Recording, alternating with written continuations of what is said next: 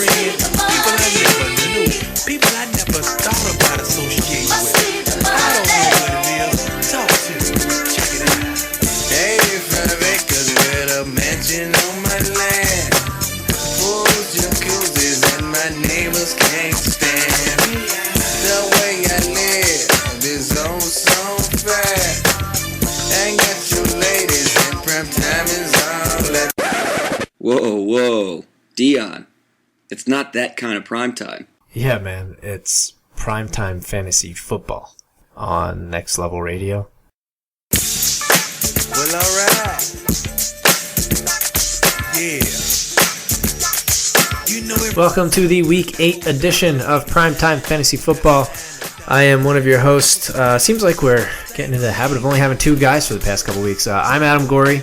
I'm joined by Steve Richards. We just finished talking to the St. Louis Post-Dispatch beat writer for the Rams, Mr. Jim Thomas. So you'll be able to hear that in a little bit. Steve, what'd you think of the interview? And we can kind of talk a little Rams after we play the interview. But what'd you take away?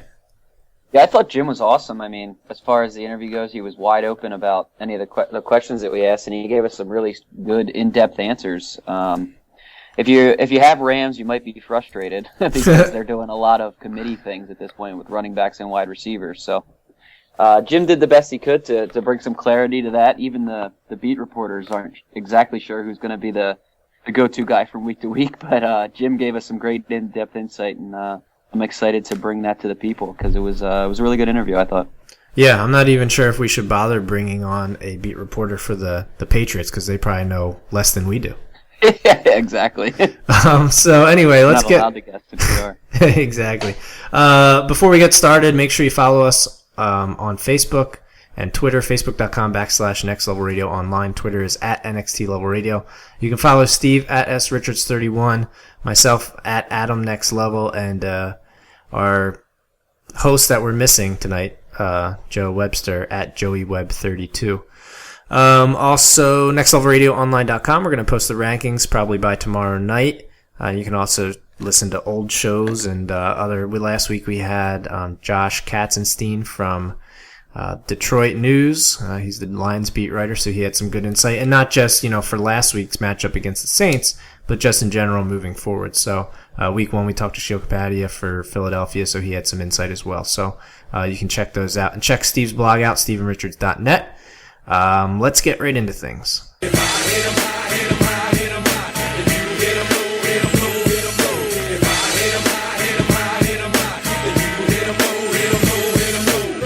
All right, let's start off with last week's highs. I had Tom Brady, nailed it, 22.44 points.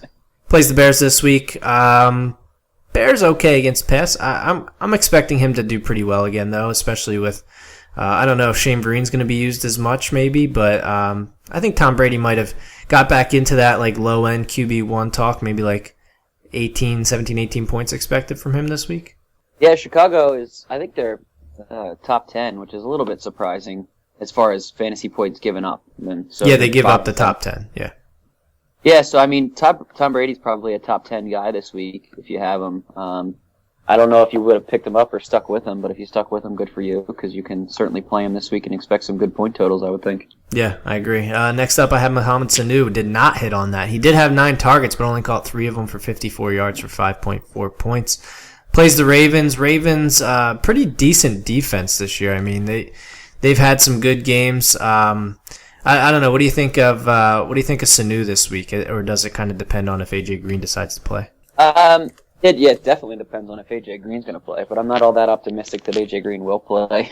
But I don't know. The Bengals are the ultimate Dr. Jekyll, Mr. Hyde team right now this year, but I think that they're due for a pretty big bounce back this week at home, looking for a win, kind of desperate for a win in a sense. So I think Sanu has a chance to bounce back, and I'll certainly go over 5.4.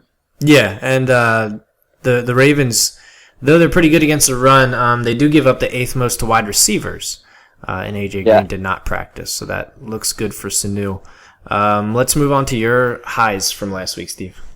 Yeah, I got a whole lot of mediocre as far as last week was concerned. My first one was Eddie Lacy He had 12 carries for 63 yards. He was buoyed a bit by a touchdown, which is good. He had 3 catches for 10 yards as well for a total of 13 points.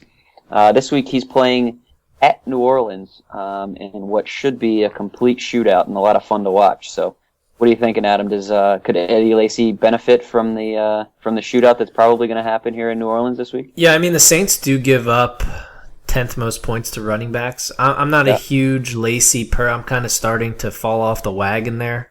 Okay. You see only 12 carries. That's not good. A guy like Eddie Lacy needs at least 18 probably to give you really good, really solid numbers. But I believe Starks has been hurt this week, so if Starks isn't playing, it's a good matchup for sure. And I actually think the Packers, the way they've been playing, the Saints, the way they've been playing, the Packers have a chance to actually go up maybe even double digits and try and play a little clock game against the Saints. Okay. Well, that'll definitely benefit Lacy for sure, I would think. Yeah, and Starks did not practice today, which is Wednesday. So, I actually like Lacy this week.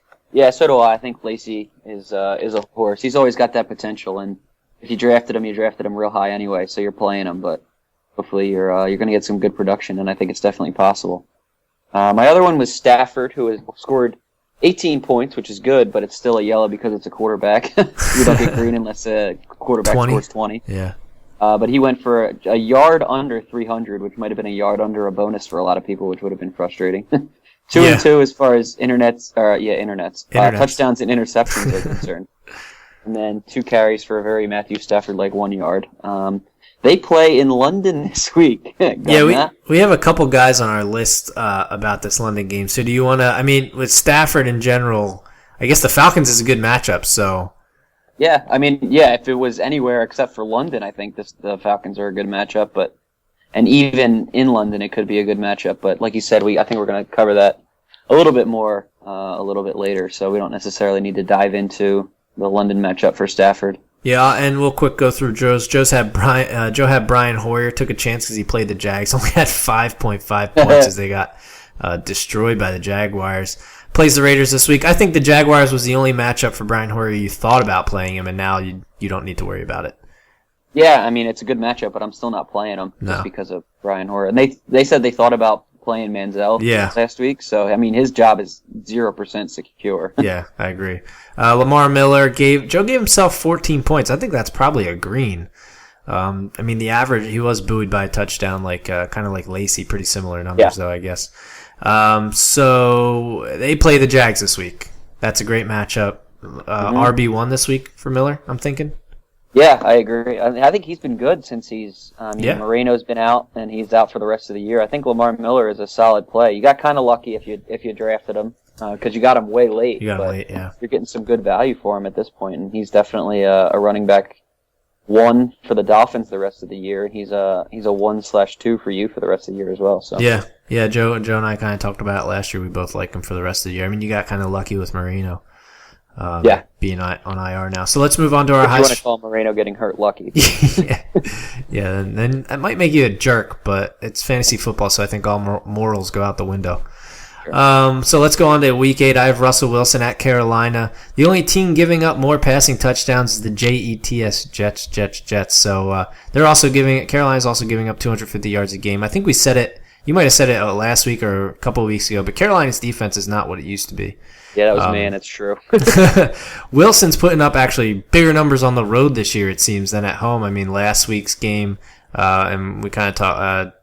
Jim kind of talks about it a little bit, but last week's game in St. Louis, and then I know I think his biggest game of his career was in Washington. So I actually think fantasy-wise, Russell Wilson shed maybe that whole home and away thing. Yeah, it looks that way.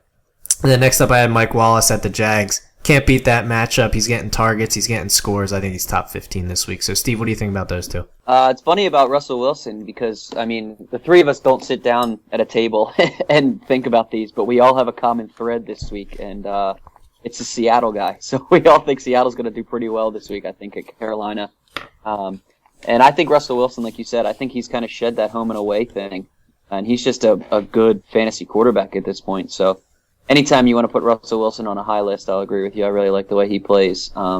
As far as Mike Wallace is concerned, I wasn't aware that he was putting up numbers. I think I kind of just ignore him because he irritates me because he's a big play kind of guy. But you said it. He's got 5 touchdowns this year, and you're not going to beat a matchup with Jacksonville. So I think it's certainly the potential is going to be there. And if you're ever going to be high on Mike Wallace, it'll be this week, I would think. Yeah, Wallace has been sneaky, I would say. I mean, he hasn't had any huge games, but he hasn't really had very many quiet games. Like he's been consistently getting about 70 yards, and at least to this point, like you said, 5 touchdowns.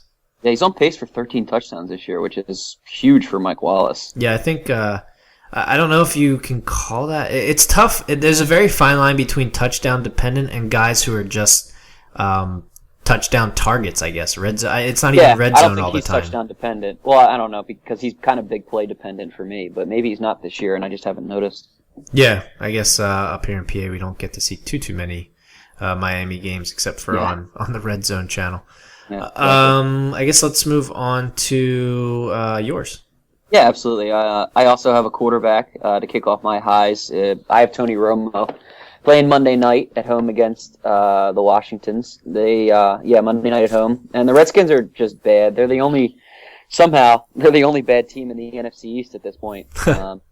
And I think the Cowboys are going to have to cut down on Murray's carries eventually. He just can't keep going at this pace and expect him to be any good at all at the end of the year. Maybe Jason Garrett doesn't realize that, but he's got to realize it eventually, and now we're here at the halfway mark in the season, so I think it's coming soon, and I think now is just as good a time as any. But as a result of DeMarco Murray getting a ton of carries, Des Bryant is getting single coverage now, which is awesome for Des Bryant owners, but also awesome for Tony Romo owners because he's throwing it all over the place. Big rivalry game, so I think Tony Romo will step up into the limelight and produce big. I mentioned our common thread. My Seahawk is Marshawn Lynch. Like Adam mentioned, they're playing at Carolina. For me, this is just a case of Seattle getting back to what they know. I mean, they haven't been running the ball, and they've been losing. They have to realize that there's a common thread there. So Lynch will not only be good for fantasy owners, but it'll be good for real-life football for Seattle Seahawks fans. I think he's going to get all the carries this week, and he's going to get all sorts of Skittles and all that stuff that he does. For me, he's a top 5 running back this week, and that's going to signify how high I am, I guess, this week. I have him as a top 5 running back. So, where are you standing here, Adam? I mean, if we realize it with Marshawn Lynch, they have to realize it, right? Yeah, they're smarter than us, right? I would hope so. I mean, with regards to DeMarco Murray, he has 187 rush attempts right now. That's about almost 28 a game. If he did that for all 16 games, which there's no way he's going to play all 16 games at that pace, but he would have 427 rush attempts. Yeah, it's which is nuts. Not realistic. The second highest is Arian Foster, and he missed a game. So, I mean, he has a lot, too, and he already missed a game. So, I think Le'Veon Bell is the next with 117, a full 70 attempts below Murray. The numbers are absolutely ridiculous. So he's performing, which is good, but he just can't keep up that pace. I agree. Eventually, they're going to have to cut it down or they're going to get bit in the ass by it. So, I agree. Tony Romo, Washington's a good matchup for sure. And then, like I said with Lynch, I mean, you said it all. They have to run the ball with him. And I think him and Wilson both have good games. So let's just quick go over Joe's. Joe had Jerick McKinnon against Tampa Bay, and Doug Baldwin against Carolina. For McKinnon, Tampa Bay's given up double digits points to a running back every single week from week 2 on. Week 1, D'Angelo Williams only had 7. McKinnon's taken the role as the lead back in Minnesota, and should remain a solid start this week. And then Baldwin against Carolina. We said it before, Carolina has not been great against the pass. Baldwin's now the number 1 guy for Wilson with the Percy Harvin trade, and we'll talk about that in a little bit. I guess I'll go first with Baldwin. I don't know if I'm ready to pull the trigger on him quite yet, but I mean, Joe said it. He's the number 1 target now. So I think maybe they try and get some of their younger guys in there a little bit more, but Baldwin could definitely... he could definitely get at least a touchdown this week, which is good for double digits. And then McKinnon, I mean, it's just, he is the number 1 guy, and I don't think Asiata will be the guy getting double digits. So, yeah, I'm okay on McKinnon, even though I was low on him last week. What about you, Steve? Yeah, I'm kind of ant on McKinnon. I think he could be a yellow. I do think Minnesota is going to beat Tampa Bay and beat them handily, so he could have opportunities. So if he turns in a touchdown or something, he could certainly creep into the double digits. And with Doug Baldwin, I'm kind of in the camp that you are. in the sense that I'm not ready to pull the trigger on them. I just think that they have so many wide receivers that are so equally talented that it could be anybody in any given week. So I think you're going to probably play Doug Baldwin because of what he did last week, but I wouldn't get overexcited about him, and I wouldn't necessarily be high on Doug Baldwin. Now that Joe's not here, we can talk shit about his picks.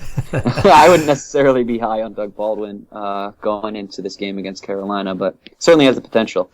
Yeah, I mean, he did have a good game last week. I think they hit 7 different receivers last week. Baldwin got the most targets with 11. Next was Kirst with 7. So I think it could potentially be back and forth with those two. Kirst could have a good game this week, and Baldwin could put up 3 catches for 50 yards. So I'm not saying Joe's going to be wrong, but I'd like to see it more than one game without Percy Harvin before I say he's right. Takes me a lot to admit Joe's right. Let's go on to the lows. I was low on Zach Stacy. Played 1 snap for 0 points. I think it doesn't get any lower than that. I mean, I didn't expect much out of him. I did not see that coming. And then I was also low on Jerick McKinnon. He got 10 points, so I gave myself a yellow, which is pretty good actually against that defense last week. So we kind of talk about Stacy when we talk with Jim Thomas, which you'll hear in a little bit, and then we just talked about McKinnon. So let's go right on to Steve's.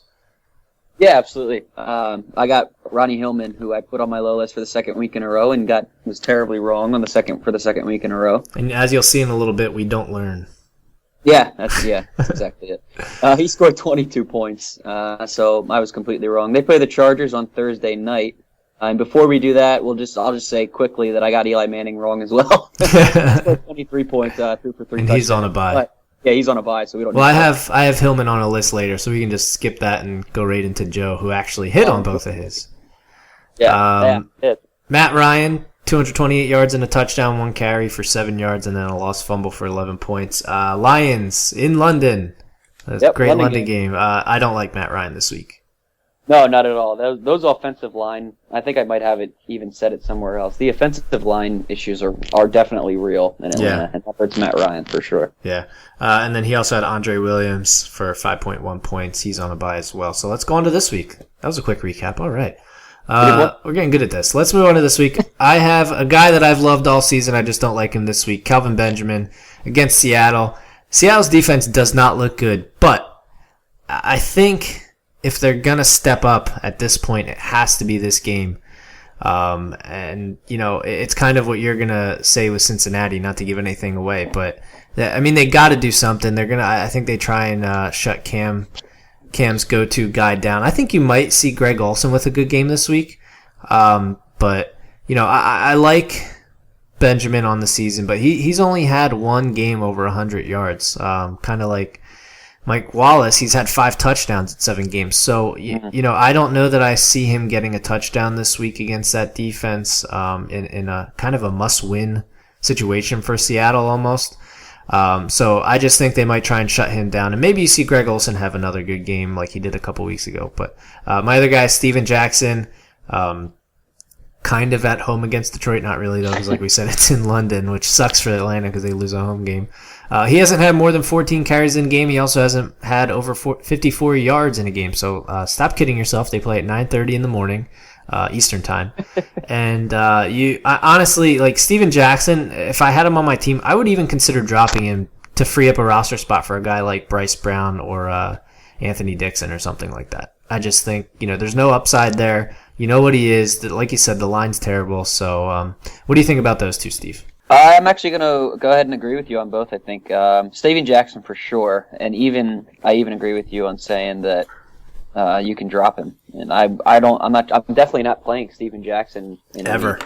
Yeah, I think that I could find somebody better and pick him up even if I'm on a bye week or something like that. Yeah, I'd rather have Bishop Sankey right now than Steven Jackson. Sure, yeah, good feet. I'm not interested in Steven Jackson at all or for the rest of the year.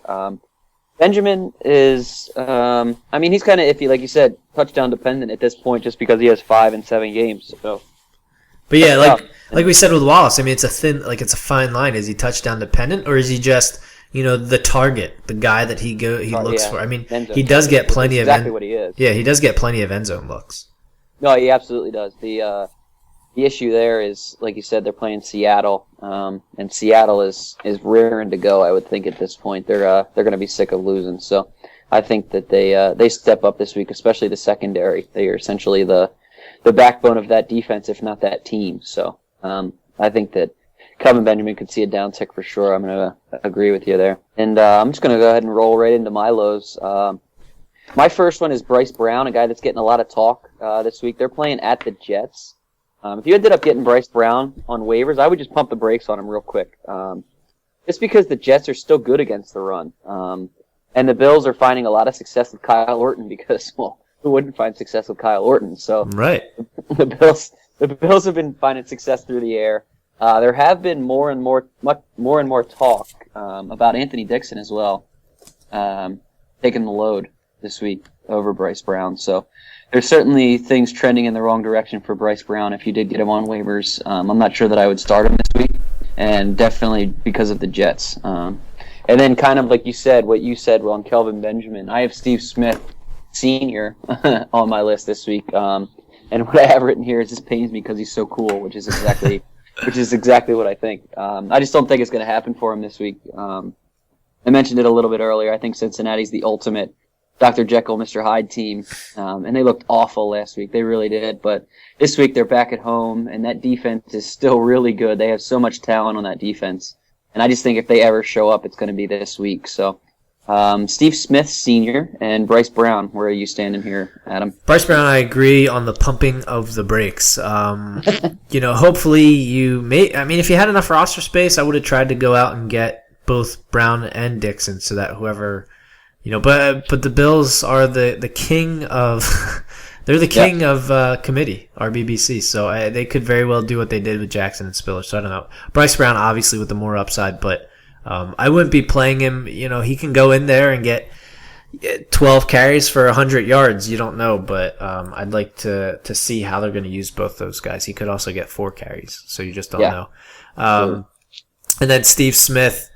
I don't know. I think I'm going to actually disagree on Steve Smith just because I feel like I always agree with you. And if there's going to be a guy I disagree on, it's Steve Smith because Cincinnati's defense has been playing poorly. And like you said, he's so cool. So bottom line, Steve Smith. I'm still playing. Yeah. Let's go on to Joe's. Joe has on his low list Jay Cutler against the Patriots. They've been solid against the pass this season in standard scoring. Only Orton, Purdue, and Alex Smith have been above 20 points. Things seem to be unraveling in Chicago, and Brandon Marshall called him out last week. I don't know, if that was just made to a bigger deal than it was, but they're traveling to Foxborough, so that might not help very much.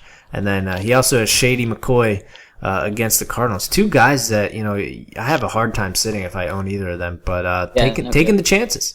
Cardinals haven't given up more than 64 yards rushing to an individual running back, Jennings in week 2 and Hillman in week 5.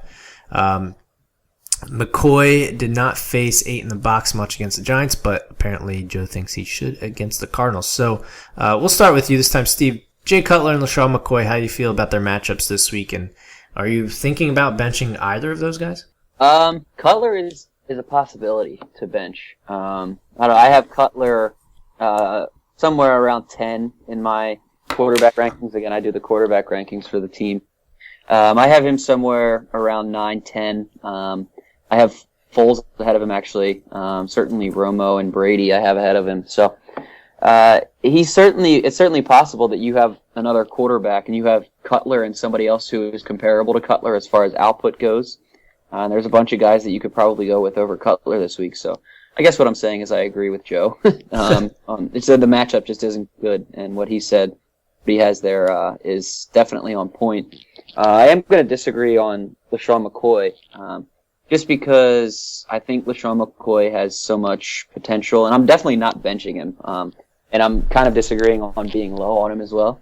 The Eagles coming off a bye week and things like that, they had 2 weeks to prepare for the Cardinals. So even if they put 8 in the box, I think that there's a chance that there's some trickery going on or some kind of blocking scheme that the Eagles might have going that could face the 8 in the box and be successful with it. And maybe even LaShawn sees some things in the passing game as well. So Disagree on LeSean McCoy, but agree on Cutler for sure. I'm going to disagree on both with Joe, mainly because he's not here to defend himself, but otherwise because like we did with Bryce Brown, the opposite of that. I'm going to pump the brakes with the Cutler thing. Okay, so he had a bad game last week. The week before that, he put up 21 points. I know it was against Atlanta. The week before that, he put up 23 points against Carolina. I know another good matchup. But even against Green Bay, he put up 19 points, and this is all Yahoo scoring. So he's projected to get 18 points. I see him for right around there, and that's not a low for me. He could even push 20. And with Marshall and Jeffrey and Bennett and Forte, I just don't see a way you can bench him. There's just too many weapons. And then with LeSean McCoy, same thing. He's just, they can put 8 in the box if they want. But he's still involved in the passing game as well. And if Sproles plays, I think, if Sproles doesn't play, I think that helps him out even more. And even if Sproles plays, it's not like Sproles is taking away a lot of snaps from him. I think if anything, it gives him a rest. So I think Shady's on the uptick as far as the season goes. And, if you can still find a time to buy him low, I think now's a good time. Yeah, it's definitely possible, especially with the matchup. The owner might be down on him, but I would definitely buy low if it's possible on Shady. All right, we're going to take a very brief break, but stick around because in just a few seconds, you'll hear our interview with Jim Thomas, the Rams beat writer for the St. Louis Post-Dispatch. Hey everybody, Ben Beck from Next Level, inviting you to join myself and Adam Gorey every Sunday for another episode of The Showcast. We bring you the best stories in pop culture, the newest stories in film and television, as well as movie reviews, what's going to be released in DVD, as well as coming to the box office for the weekend, and much, much more. All you have to do is search Next Level Radio under the iTunes Store and subscribe, or simply go to our website, www.nextlevelradioonline.com, and you can find our current shows as well as all of our past shows right there on the website. So we hope you join us every Sunday for another new episode of The Showcast. Hey, this is Will Eubank, director of The Signal. Hello, I'm Carolina Guerra from Da Vinci Demons. Hi, this is Pete Mitchell from No More Kings. Hi, I'm Derek Lee, and I'm Cliff Prowse. I'm one of the co-directors of Afflicted. This is Kevin Murphy, former voice of Tom Servo and current voice of Kevin Murphy. And you are listening to Next Level Radio. Thanks for listening to Primetime Fantasy Football. Send your questions into primetime@nextlevelradioonline.com. primetime@nextlevelradioonline.com. And make sure to check out our weekly rankings, nextlevelradioonline.com, and go to the Primetime Fantasy Football tab. We'll post the link on Twitter and Facebook at NXT Level Radio or facebook.com/nextlevelradioonline. All right, welcome back to Primetime Fantasy Football. We are very happy to be joined by Jim Thomas, the Rams beat writer for the St. Louis Post-Dispatch. Jim, how you doing tonight? I'm doing very well, thanks. Thanks for joining us. We have you on here to talk a little Rams with us here on Primetime Fantasy Football, presented by Next Level Radio. I think Steve wanted to kick things off because he's very frustrated with the running backs on that team. So, Steve, I'll let you take over. Yeah, absolutely. I'll start with that running back situation that's happening there. And I guess my first question would be, plain and simple pretty much, is there any way for a fantasy owner to maybe handicap this running back committee that's going forward for the rest of the season here? It's interesting you should mention that. We were just talking earlier here. I'm calling you from the Rams press room, media workroom out at Rams Park here in suburban St. Louis, and we're talking just the entire Rams team when it comes to their receivers and their running backs. It's like a fantasy owner's nightmare. They spread the ball around in the passing game. We've seen that, Quick has kind of emerged as the top receiver, but even he's settled down. Different guys are scoring touchdown passes every week. And yes, the running back situation now with the emergence of Trey Mason, now that they've got him off the bench, it's totally up in the air. And I do think what you will see is Trey Mason getting the lion's share of the carries here in the near future. But I believe Benny Cunningham will continue to be the starter. He was a starter against Seattle, and you can see what he brings as a runner. And you can also see his playmaking ability as judged by that 75-yard kickoff return. Yeah, he's about the most unlikely-looking kickoff return guy I've ever seen, right? He's like a tank rumbling down the field. Usually kickoff returners are these long, lean gazelles, Yeah. But and Cunningham's been good catching passes out of the backfield, but Mason has brought some explosiveness to the backfield. They feel more comfortable with his pass blocking and blitz pickup ability, which is what really held him back before, because Auburn never passed. So if you really know how to pass block coming into this league, and if you don't know how to pass block in this league, you're not going to play. So that's kind of where it's at right now. I don't know what to tell you about Zach Stacy. He was in for one play. Yeah. Do I think he's done for the year? No. I mean, who knows? Maybe there'll be a game coming up where Trey Mason struggles and Stacy comes in and looks like the Stacy of old. But right now I would say not only is he not second on the depth chart, he's third on the depth chart. I would say right now. Yeah, that's interesting and leads perfectly right into my follow-up question, because we don't know what happened to Zach Stacy at all this year. You said he played one snap. We didn't heard that he was hurt or anything. So I guess for fantasy owners, the question would be, does that mean that Zach Stacy might be droppable at this point? And should owners be looking for another running back at this point over Zach Stacy? Well, he showed up on the injury report last week. Okay. The past 2 weeks, what I'm trying to say, with an ankle and with a calf injury coming out of the Philadelphia game. Then last week it was an ankle. But he practiced a lot. I think he practiced all of last week, and he was moving very well. And I talked to him today. I'm not going to write about it for later in the week, but I talked to him today in the open locker room period. He said, yeah, physically I'm fine. But, yeah, if there was a way to pick up Trey Mason and maybe temporarily drop Zach Stacy, I think that would probably be a good move. It's funny, even in the preseason and for much of the early season, he didn't look like the vintage Zach Stacy. And I don't know if I should say vintage, because it's not like he's been in the league for 5 years. You know what I mean? The Zach Stacy that we saw last year when he really helped rescue the season, and rescue the ground game. Kind of the guy that hits the hole hard, doesn't dance around and drags tacklers with him. We haven't seen that except for maybe parts of 1 or 2 games. So it's kind of part of what an overall view of the Rams' skill players. They've got good depth, which they really haven't had for a while. I mean, they're practically taking receivers off of the Walmart parking lot. But they've got some depth now. They have enough depth that Austin Pettis is late for a team meeting. Okay, see you later.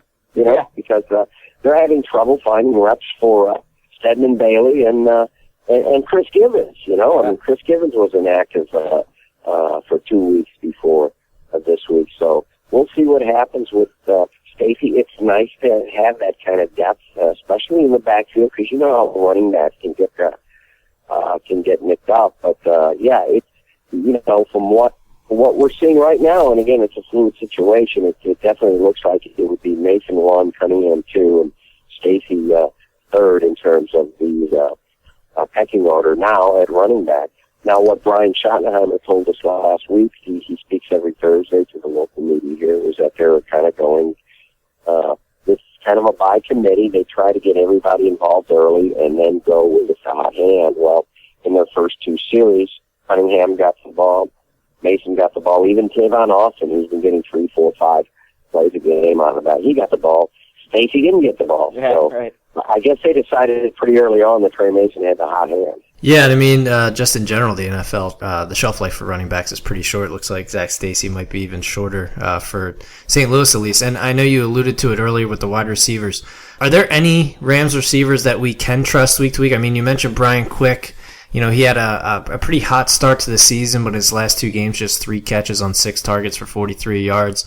You mentioned Tavon Austin. Are they going to maybe try and get him a little more involved? I know they spent a high draft pick on him last year. Are there any guys that we either maybe potentially will hope to be able to lean on week to week, or is it just kind of almost worse than the running back situation at this point, and it's the the hot hand or matchup wise? No, it really is, and that's a good point. In the off season, even before the draft, Jeff Fisher and Les Snead were saying, "Hey, we still think this is a good wide receiver core," while everyone in St. Louis was screaming for Sammy Watkins. And we're going to have patience with him. And to me, the only move they really made was just kind of taking a flyer on Kenny Britt. It seemed like a huge, huge risk, but I was just writing this before the podcast, it looks like, it's just 6 games in, that they're right. They wanted to spread the ball around. Some of these younger receivers have improved because they're getting open more than they did last year. They're making more plays, and they're dropping less passes than they did a year ago. But there really isn't a number one receiver. I think early on in the season, at the beginning, when Quick played, it was a little surprise to the rest of the league because he barely played his first 2 years. And so they probably, if they were going to roll their coverage anyway, it was towards Kenny Britt. So Quick was getting a lot. Well, now I think they've adjusted. I don't think they're necessarily giving Quick extra attention, but they're at least playing it more even up. And so the whole Rams offensive philosophy was predicated on, we're going to hit the open man. It's like every week they have like 8, 9 receivers that are catching the ball. It looks like an exhibition game box score. You know how those are when everybody's playing the third and fourth string and like 15 guys catch the ball. That's what their box scores look like. So, yeah, very, very tricky to predict who's going to get the ball. I mean, for the most part, it's going to be the top 2 guys. More often are going to be Brian Quick and Jared Cook, the tight end. But, yeah, very unpredictable. Yeah, eight different receivers last week. And are any of them, skill set-wise, do any of them match up well this weekend against the Chiefs? I haven't, I'm sorry to say I haven't done a lot of my Kansas City prep work yet. Normally I'm pretty well into it now. But the Rams do feel like they'll be able to throw the ball more downfield against Kansas City. I can tell you that. It was a very conservative game plan last week against Seattle. Part of that, I think, was out of respect for Seattle's secondary, even with Byron Maxwell out. It's still a formidable group.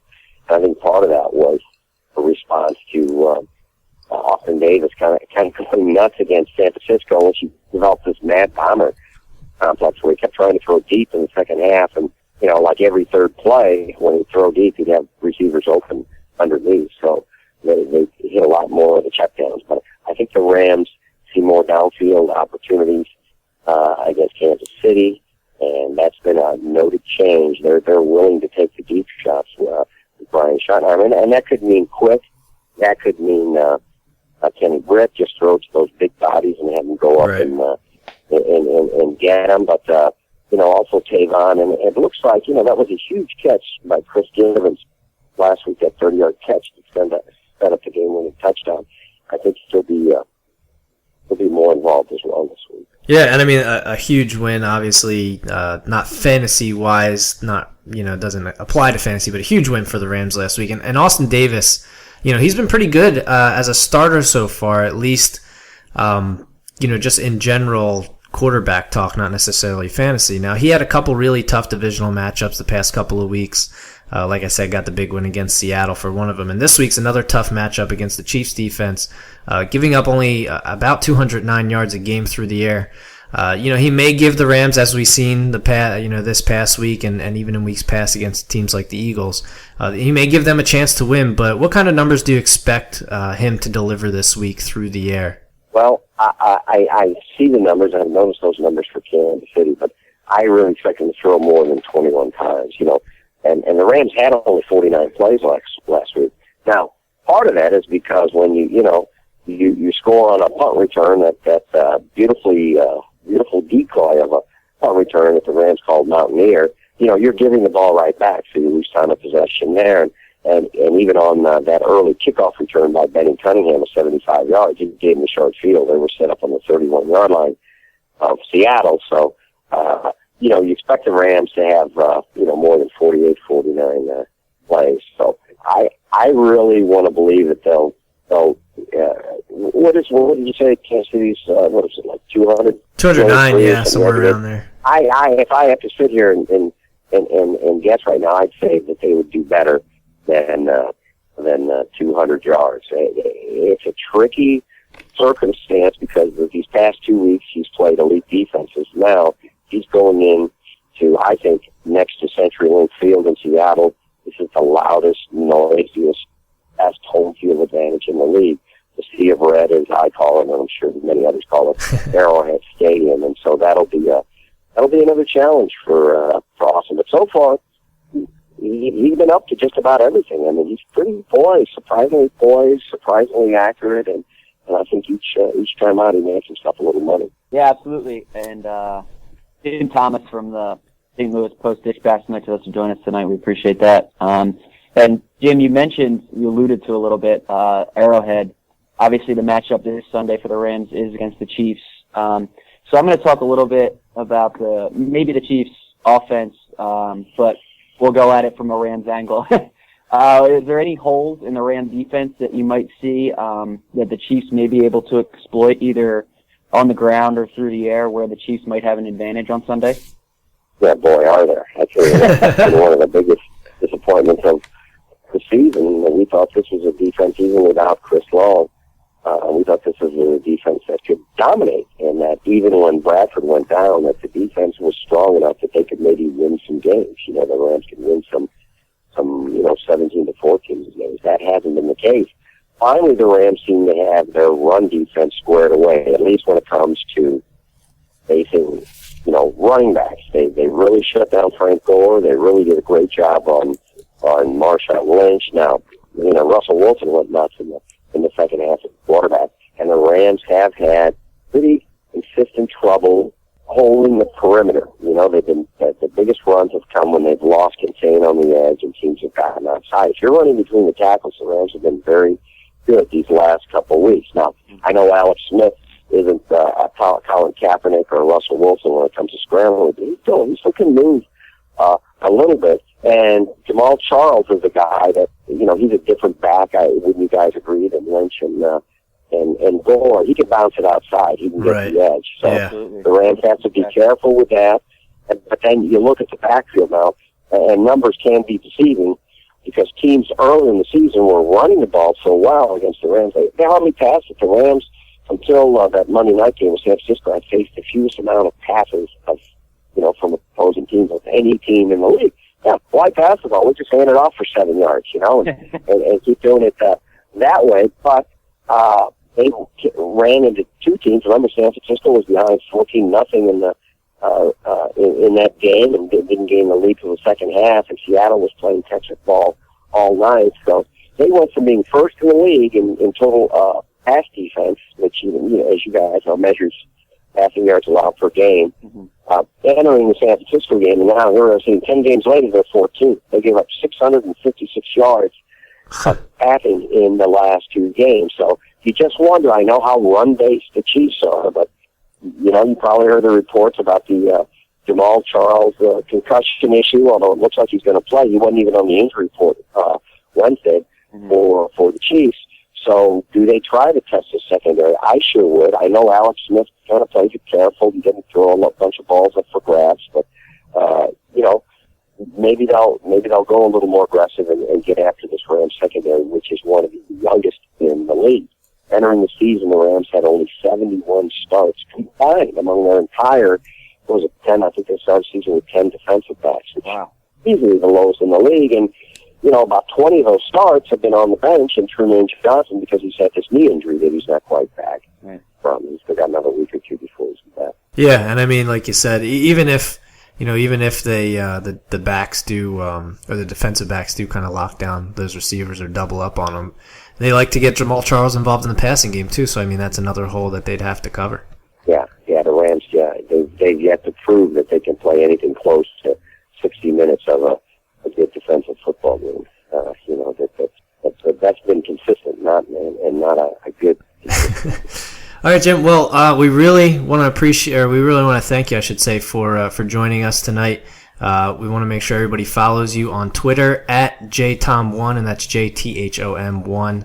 And then we were even looking before we talked to you, got some even Chiefs injury report going on there. So I mean, doing your job in a full 360-degree way. So everybody, make sure you follow Jim on Twitter and read his awesome beat writing on the St. Louis Post-Dispatch. If you're not in the St. Louis area, go ahead and go to stltoday.com. Jim, again, we really appreciate it. Thanks, Jim. Okay, guys. You bet. Take care. He was a no one, a 0-0. Now he's a hunter. Prime time fantasy football's 0 to hero. Just like that. Okay, first up for 0 to hero, let's recap last week. And again, we just real quick want to thank Jim Thomas for joining us, Rams beat writer for the St. Louis Post-Dispatch. Follow him on Twitter at JTOM1, that's JTHOM1. And read his Rams insight on stltoday.com, or if you're in the St. Louis area, go ahead and subscribe to the St. Louis Post-Dispatch newspaper. So let's recap last week's 0 to Hero. I got it wrong, even though I thought I was a shoo-in. Cordero Patterson. Because when I looked, he had a touchdown, so I was like, all right, cool. And then he didn't have anything the rest of the game. He ended up with 2 catches, 9 yards, and a touchdown for 7.2 points. Plays the Bucs this week. I think he's going to have more than that this week. I think he's on the uptick. Actually, I just think it's a good matchup. What about you? You know how hard it is to score 7.2 points when you score a touchdown? That's awesome. It's harder to do that than to not do that. That's for sure. Yeah, that's awesome. Yeah, the matchup's fine, but I'm still not playing him. I'm sick of Cordero Patterson. I'm glad I wasn't as high on him as... I mean, a lot of people listen to a certain ESPN guy, and he was a smooch fest with Cordero Patterson. So I know none of us... I'm glad I didn't listen to it, but certainly a lot of people did and got burned bad. None of us have been high on him at all. I just think it's a good matchup, and last week was, and he almost took advantage of it. So maybe he'll learn his lesson this week and take more advantage. There you go. I don't know. Quite possible. So my guy, I also mixed. That doesn't count. But it was really unfair. I had Percy Harvin. His team played. I don't even know how to explain this. The team that he got traded to played on Thursday, and they traded him between Thursday and Sunday. So Percy and Harvin didn't play this week. Yeah, so he plays the Bills. We'll talk about. We have. He's actually in our Digger Digit, so we'll talk about him a little later. Joe had Andre Ellington, hit on that one, 24 carries, 88 yards, 6 catches for 72 yards, which is a lot. I know Joe kind of thought of him as a Forte light coming into the season, and now it's some Forte type numbers. 16 points, plays the Eagles this week. I think it's a good matchup for him, and I think he puts up some good numbers. Yeah, absolutely. With the Eagles, their defense is not. They score a lot of fantasy points, but that's because somehow they keep scoring touchdowns. They have the most fantasy points of any defense. Yeah, but it's not because they're a good defense. So Andre Ellington will still score. The Eagles might score a bunch of points too, but that'll be returns and punt blocks and all those things. So Andre Ellington, keep playing him. He's definitely. I think I was listening to. I don't remember if it was SVP and Rosillo or Colin Cowherd's show, and they said that Ellington has like the 4th most all-purpose yards from scrimmage this year so far. So he's definitely a good gut I have going forward. Yeah, not a bad stat to own. I mean he's piling up the injuries. His ribs are hurt, his foot is hurt, but as long as he's practicing, and he was limited today, as long as he's practicing, it's good to go. So let's move on to this week. I'm kind of taking a chance here. I got Brandon Oliver at Denver. He only had 15 carries last week, still averaged 4.5 per carry. I think he's also involved in the passing game, and I think he's going to be this week as well. It's a tough matchup. Denver is not giving up a lot of points to running backs, but he's the guy who started this thing where he proved that you can run on the Jets. I mean, he had a good game against the Jets, and the Jets gave up some points to running backs for 2 or 3 weeks straight after that. So I think the Chargers actually keep it closer than the line says. I think it's at 7.5 or 8 at this point. Yeah. I think they keep it within that touchdown, and I just think he stays a part of the game plan because the Chargers like to control the ball, and they did not do that well against Kansas City. I think time of possession was ridiculously in favor of Kansas City. I think they even that out a little bit more, and Brandon Oliver's a part of that. Okay, yeah, I mean, I try to avoid the Thursday night games, so I'm certainly not as high on him as you are. Maybe it's wishful thinking because I have him on a couple of my teams. There you go. I just try to avoid the Thursday night games, especially when trying to predict things. They're kind of a crapshoot to me, but I mean, all the points you made are certainly valid, but I'm just not sure that he'll be able to keep it up against Denver. Like you said, they don't give up that many points to running backs. So and Joe Joe probably disagrees. Yeah, that'll be a fun one to see how it turns out, though. At least tomorrow night's game will be good. That'll be a fun to watch. We think. Yeah, exactly. I have Ben Tate on my 0 to Hero list here. They're playing Oakland this week. He only scored 3 points last week. The center was out, but I just don't see the center being that important of a part to their offense. I just think Ben Tate had an off game. Tell Jason Kelce that. That's true. That's a good point. I think the Raiders just aren't just aren't up to par really in any aspect as a football team. But certainly their defense is nothing that'll scare you. So I think Ben Tate has a tasty matchup, so to speak, and he'll have a point feast if I get to go with my food analogy. So. You're making me hungry. I know that much. Yeah, I agree. I like Ben Tate this week and most weeks going forward. 3 points last week, that's not going to happen a lot, I don't think, with Ben Tate. I mean, and you saw, Terrence West, I think probably is now officially moved back on the roster spot to 3. So there's nobody challenging for that number 1 spot. I know earlier in the preseason and all that, people thought maybe Terrence West could, but that's not going to happen. So until Tate gets hurt again, which could happen, start him every week probably. Yeah, I think I kind of found an easy one here, but I'll take it if I can get it. Joe has Gio Bernard against Baltimore. Baltimore's been tough against the run, but when he faced him in week 1, he did damage through the air, only 48 rushing, but 62 receiving. Not expecting the top 5 finish, but he should get back to being someone you can count on. Steve, how do you feel about Gio this week? Had a rough week last week. Yeah, he's a solid guy to have. I don't think you're going to be sitting him if you have him. But Baltimore's pretty good against the run. Yeah. I don't know if I'm going to call him a hero this week. So again, with Joe not being able to defend himself, I'm not too sure about this one.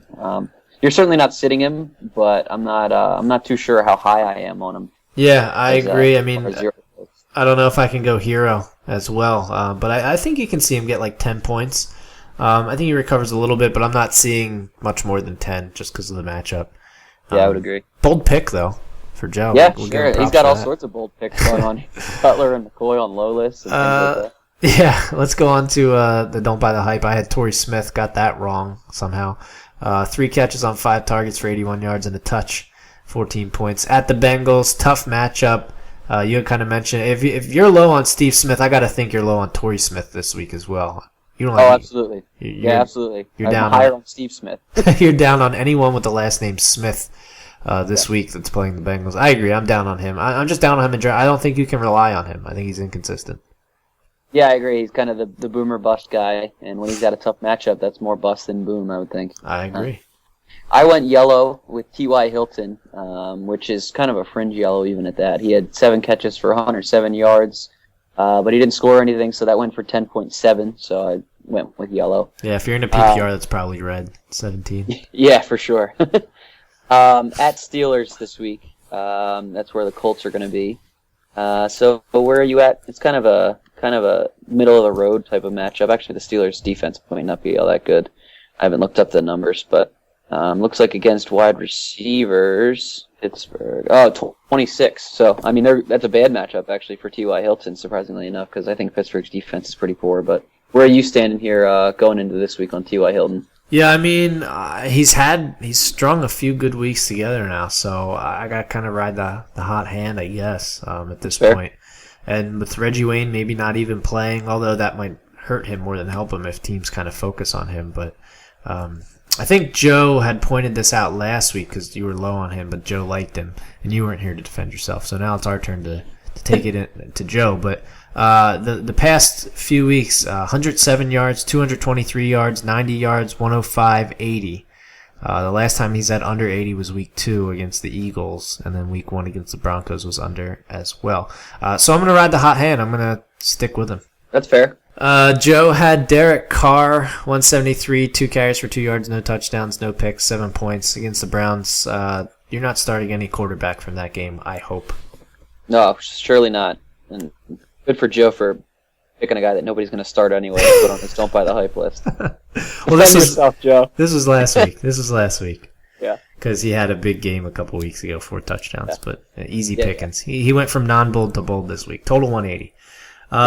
So let's go to week 8, guys. Ronnie Hillman I have. So it's my turn to take the Ronnie Hillman low train. They're playing the Chargers. I think on a short week he won't get as many touchdown opportunities as he did last week. I mean, he had 2 is a lot for him, and I think it's just because they were destroying San Francisco. This is a pass-first offense, especially. I know, especially when they were trying to get Peyton that record, but pass-first offense. Okay, so it's a closer game here to me. I think they're going to pass it more. You could see him fumble, and I know I've mentioned this pretty much every week, and he did fumble, but they recovered the first game he started. I think it was like 1 out of every 39 rush attempts or something like that. He fumbles the ball, so he's probably due. If he gets anywhere around 20, he's due for a fumble. So I'm actually going to be low on him. It probably doesn't make sense to most people who don't live inside my brain, and that I'm high on Brandon Oliver, who has a bad matchup, and low on Ronnie Hillman, who San Diego is probably a little bit better, or gives up a little bit more points to running backs than Denver does. But it makes sense in my head. Steve, what do you think? I mean, I like to think I've learned my lesson, so I'm going to disagree with you just for the sense of not sounding stupid for a third week in a row. But it's certainly, like I said, I don't like the Thursday night games. I think predicting fumbles is a dangerous game to play, but if you got a stat to back it up, which it looks like you do, that could work as well. So I can see it happening. I got burned twice, so I'm not going to agree with you 100% on that one. San Diego is only giving up like 1.5 points more per game to running back, so it's not that big of a difference in matchup, at least. Yeah, for sure. And I just think San Diego, will go to the ground more than Denver will. That's fair. I hear that. And Joe disagrees, probably. Joe disagrees. We've got Joe in on teleconference. You just can't hear him. I got Roddy White on my Don't Buy the Hype list. Again, London. I hate the London game. And I can't imagine the players like it all that much either. The Lions are pretty good against the pass anyway, even if the game wasn't in a different country. And Atlanta's, I mentioned this a little bit earlier, Atlanta's offensive line problems are very real, which is bad for Matt Ryan, it's bad for Steven Jackson, and it's bad for Roddy White, really. I don't expect much output from anyone wearing a Falcons jersey over in London, or Falcons kit, as they'll call it in London. So I'm just not excited about any Falcons, and that includes Roddy White. Yeah, I agree. If anybody from Atlanta that you're going to start, it's going to be Julio Jones. But, I don't think you're going to see very good offensive numbers from either team in this game. Agree. Joe has Denard Robinson, Shoelace, as his nickname is, Penn State. Sorry, not Penn State, Michigan. No, that's Michigan. Same conference. He plays Miami. He plays for the Jaguars. And that's all Joe has to say about that. And he wanted me to do it in a Forrest Gump accent, but I'm not going to make myself look like a complete ass. You can try and do that if you want, but... Defend yourself, Joe. So what do you think about Denard Robinson? I'm actually okay with it in this case. I'm okay with it if it's Yahoo and you're starting him in your wide receiver 3 spot. Yeah, it's interesting that he's a wide receiver / running back. I think that's why a lot of people gravitated toward him on the waiver wire. I actually had him as my number 1 priority. I ended up not getting him, but I also had Allen Robinson as my number 2, and I know I'd said to you, if I get either guy on my waiver priority, I'll be happy, so I'm okay with it. And I ended up getting Allen Robinson, just because Denard Robinson at this point for me is a crapshoot. I mean, he did it 1 week, which is real nice, but I think I read that he had 20 carries in his career, or all of last year, and he had more than that last week. So there's nothing saying that they're going to give him and make him the feature back again. So I think he's kind of a crapshoot at this point. So I can definitely see a lower total for Denard Robinson this week. Yeah, I agree with that. I mean, he could. They're saying that they're going to stick with him, but Toby Gerhart could come back soon, even this week. So, I just think it's going to be like a revolving door over there. Like, you just don't know, and it is the Jaguars. So, yeah, Miami's defense is good, by the way, and I don't think people notice it, but they actually have a pretty good defense. Prime Time Fantasy Football Presents. Dig it or ditch it. Can you dig it? Okay, so for Dig It or Ditch It, I know we haven't done this in a couple weeks, so we're going to do it this week. First off, none better week to do it than Brown versus Dixon. Sounds like a court case, but Anthony Dixon or Bryce Brown. Right now, Dixon running with the ones today, at least Wednesday's practice. Who do you see? You think digging or ditching, I guess, would be the correct way to phrase this. Digging or ditching Anthony Dixon as the number 1 back? I'm actually going to dig Anthony Dixon as number 1 back. I mentioned it a little bit earlier that he was mentioned, or there's a lot of hype going towards him, I guess, is not the right word, but I'll use it anyway. But I dig it. I think he could possibly be the number 1 back, and he's a better option than Bryce Brown maybe going this week.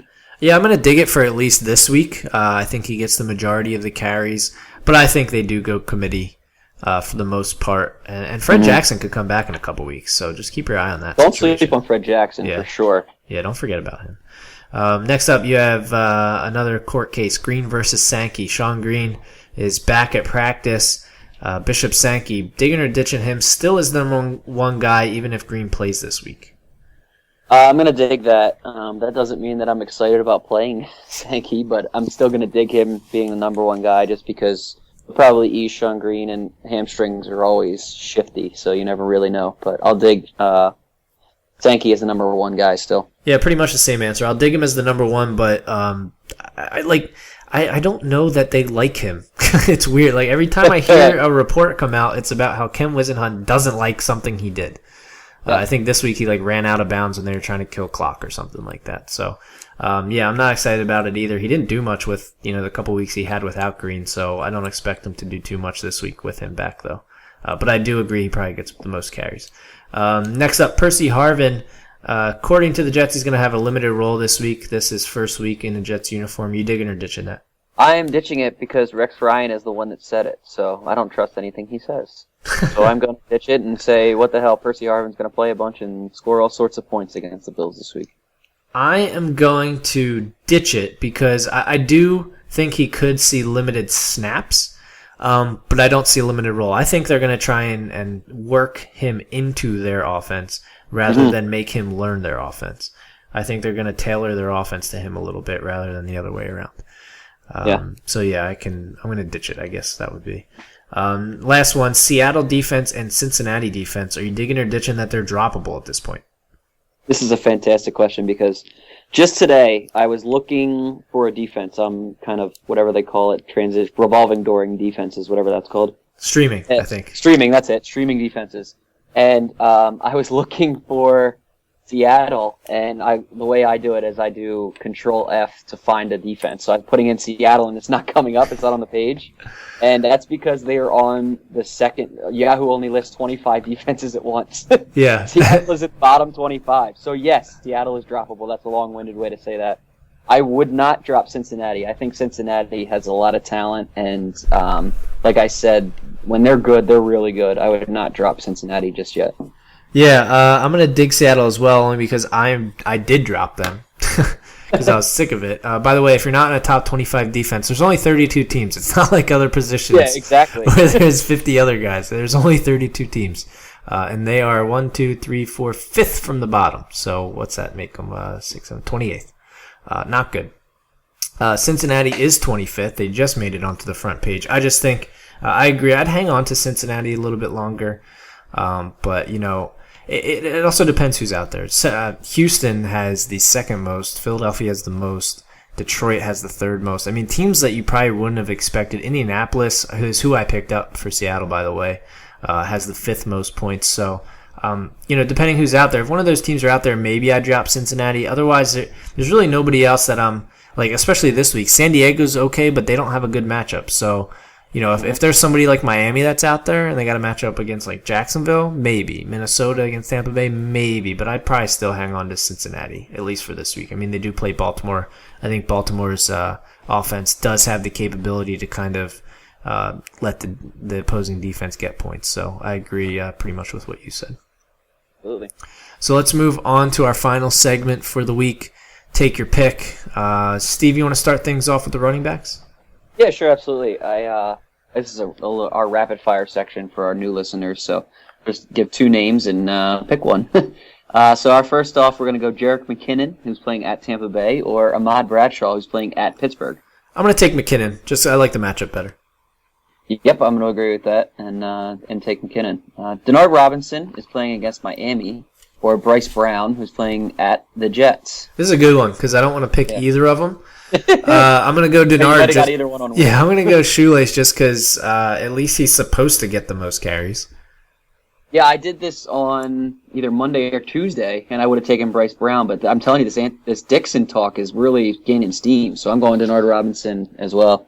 The next one, another waiver guy, and a guy mentioned in our Jim Thomas interview, Trey Mason's playing at Kansas City, and Darren McFadden is playing at Cleveland this week. I would start you before Darren McFadden, so give me Trey Mason. That's a really flattering. And I'm going to say Trey Mason too, but I'm caught up that you would say that I could play before Derek McFadden. So You have more upside. Yeah. The next one I might have more speed too. I can't run. Reggie Bush is at Atlanta, and Trent Richardson again at Pittsburgh. Sweet mother of mercy. Yeah, how bad is this? Like, I'm so glad this wasn't Trent Richardson or Darren McFadden, because I'd rather start nobody. Reggie Bush.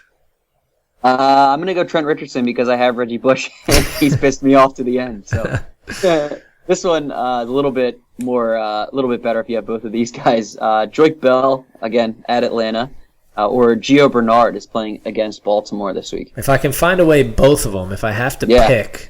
That's a tough one because Joique Bell does have the better matchup. Gio Bernard's the better, the better running back overall. I'm gonna say Joique Bell. I thought I was gonna get you, and we were gonna be able to disagree. I'm gonna say Joique Bell as well. I'm not sure Reggie Bush is gonna play this week. And Joique Bell's matchup is really good. Yeah, I think Joique Bell has a chance to go big. That's a good one, even though it's in London. Yeah, I mean we're both big on Gio just in general, and I'm huge on sure. Gio. But this week, between those two, I guess I go Joique Bell. Yeah, for sure. Let's do quarterbacks. We got Matt Stafford in London versus Atlanta, or Jay Cutler at New England. So take your pick, Steve. I got Cutler just because of the London thing. Even though I picked Joique Bell, I'm still going to pick a go against Stafford and pick Cutler. Yeah, I'm going to take Cutler too. Philadelphia, Arizona, Carson Palmer or Nick Foles? Palmer. I hate this. Give me Foles. Fair enough. Romo versus Washington or Tom Brady versus Chicago? I love Romo's matchup this week. People are loving Tom Brady, but I like Tony Romo a little bit more. Yeah, like 3 weeks ago, people hated Tom Brady. So why don't you pump the brakes a little bit? He is fine, but geez, all right, he's not old Tom Brady again. Yeah, I'm gonna go Tony Romo as well. Jay Cutler or Tom Brady? I'm gonna throw that out there. Probably Brady. Yeah, I think I go Brady too. Okay, let's go wide receivers, and then we'll wrap this up. Andre Holmes at Cleveland or Brandon Cooks versus Green Bay? I don't like either one of these. Brandon Cooks. I'm gonna say shoot out. I'll take Cooks. Larry Fitzgerald against the Eagles or Pierre Garçon against the Cowboys? I'll have Garçon because I like Fitz better as a person. But, Garçon has a better matchup. Yeah, how can you not like Fitz better as a person? Yeah, I think I like Floyd a lot better this week. You did see them both do well, now that Palmer's back. But oh yeah, for sure. Yeah, he's on the uptick. I like Floyd a little better, so I'll take Garçon. And then last one, Doug Baldwin, who we kind of talked about earlier, at Carolina or Marcus Colston versus Green Bay? I think Baldwin is just too inconsistent for me, so I got to go Colston just because I think I could be able to know what I could expect from him. I don't know if he's any more inconsistent this year. I'm going to go Baldwin. I just think it's probably a better matchup, and I don't know. I know Colston had a good game last week, and Cooks didn't have such a great game. So maybe they'll swap this week, and Cooks will have a good game, and Colston won't. I just don't know. I mean, they might go on your "I give up" club type of thing. Yeah. I don't know. So, all right. Well, that wraps it up for week number 8. Again, we want to make sure you follow Jim Thomas on Twitter. Tell him how much you appreciate him coming on our show at JTom1, and that's JTHOM1. Read his Rams beat writing for the St. Louis Post-Dispatch. If you're in the St. Louis area, obviously you can pick up the newspaper.